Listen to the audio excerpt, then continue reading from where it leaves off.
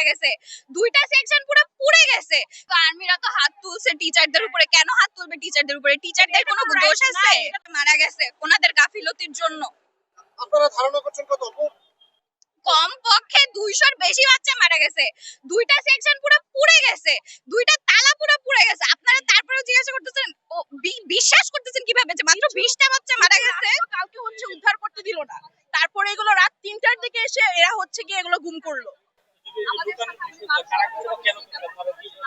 এগুলো এগুলো তো অবশ্যই মানে কি বলবো, প্রশাসক থেকে করা হচ্ছে সবকিছু। আর কেন করছে এটা, এটা একমাত্র কিন্তু আর্মিরা তো হাত তুলছে টিচারদের উপরে, কেন হাত তুলবে টিচারদের উপরে? টিচারদের কোনো দোষ আছে? টিচারদের সাথে কেন ওনারা এরকম মিসবিহেভ করবে? সেই বিষয়ে কি বলবো, গণমাধ্যমের মানুষরা তো শুধু ভিডিওই করতেছিল, বাচ্চারা যে এসে কান্না করতেছিল, অনেকে তো হেল্পও করেনি। স্টুডেন্টরা যখন বাইরে বের হইছে, আপনারা তো চাইলেই হেল্প করতে পারতেন, তারা হেল্প করতে পারতো